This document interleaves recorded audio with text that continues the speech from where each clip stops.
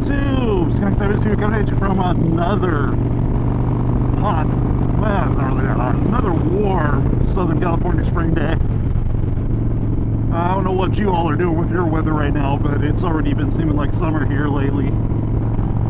It's been well into the 90s a couple times already this past week. Today it's not so bad. It was like 80, I think was high, and actually already feels like it's cooling off, so it's like a perfect day for California.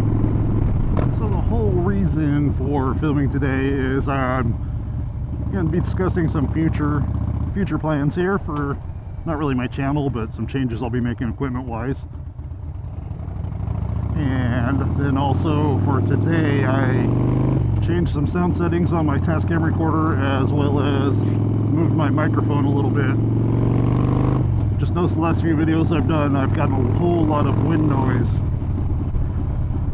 When it comes to the road noise, I actually like some road noise. I want you guys to be able to hear my engine a little bit. And, you know, maybe some of the road sounds like cars honking, cars driving by and stuff, but I don't want a bunch of wind sound. That's just horrible. So I'm testing out the new settings on the Tascam, as well as the mic movement that I did. Then the future equipment I'm referring to is I'm thinking about retiring my Shoei RFSR. I don't know how much I've talked about it before, but when I bought it, I tried them on, and for some reason, only with this model, the medium is a little too small for me, and the large, I was actually able to turn it sideways on my head with enough force. So obviously I didn't want to get the large because that was way too big, so I went ahead and got the medium, and have been kind of unhappy with that decision ever since.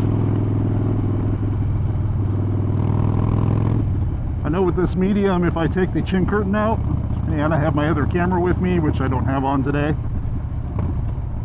but if I take that out, you'll see my chin sticking out the bottom of the chin bar on my helmet, which just, it really bothers me. Then if I just push my lip a little bit forward, I can touch the chin bar in this helmet with my lip.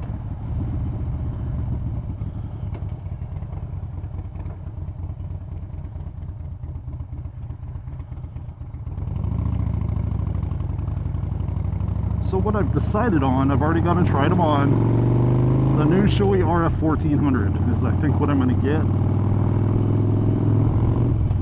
So I've been to Cycle Gear already, and I tried on the RF 1400, and it fits pretty good. I'm thinking after a break-in, I might end up having to buy slightly larger cheek pads for it.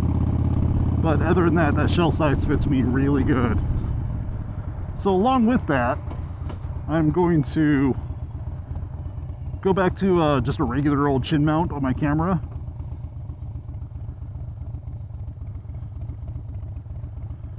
Because with this one I'm using, I really wish I had my other camera on right now so I can show you guys everything. I've been using that TAWS camera arm, so I could have my camera mount actually over to the side a little bit. The arm kind of swings the camera around to the front. But what I haven't liked is the camera angle that I get. So I don't know what, I won't know until I'm reviewing the video later, but this area of my bike right here gets in view way too much, and since it's all chrome, it really bothers me when I get that massive light glare that comes off this center console area, and it just kind of ruins my videos. So I'm going to go back to the chin mount and the old helmet mount J-hook, so I'll be able to actually tilt my camera back at a slightly better angle to maybe cut it off like right around here. So that's all you guys will see, and then I only got to worry about the glare coming off the chrome. And I've been thinking along with that, I'm probably going to go ahead and buy a Cardo Pack Talk Bold and retire the Sienna 20S. Actually, I'll probably put the Sienna 20S on my daughter's helmet.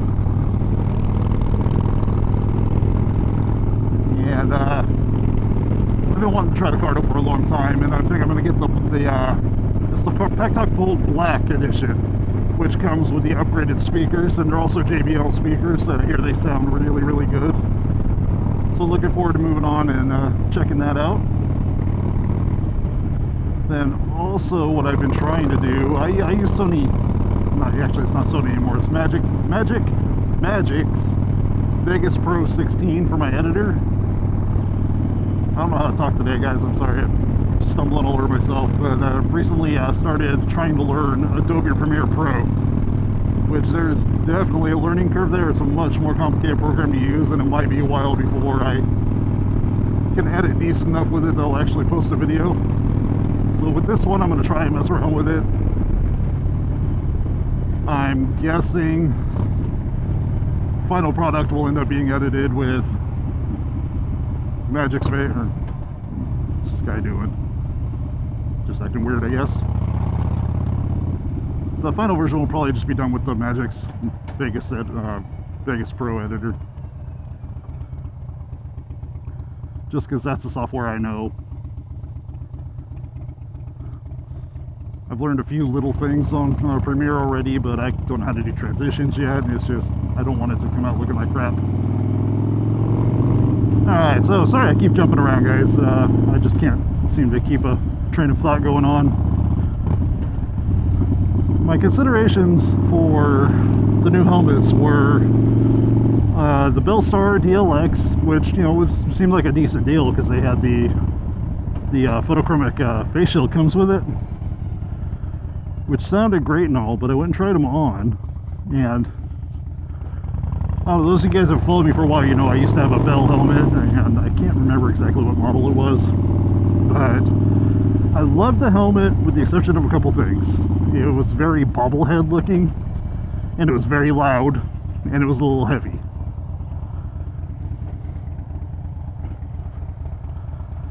So all the research I've done on these Bellstar Deluxe helmets is Bell hasn't fixed those problems.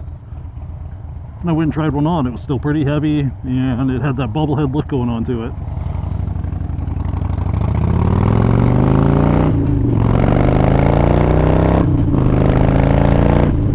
The only other thought was a Ruroc, which, yeah, I dig the Rurocs, but I'm just not about to spend that kind of money on something that I can't touch, and that I'm going to have to wait several months for it to get shipped to me just to find out whether I like it or not. And that's after already spending the money.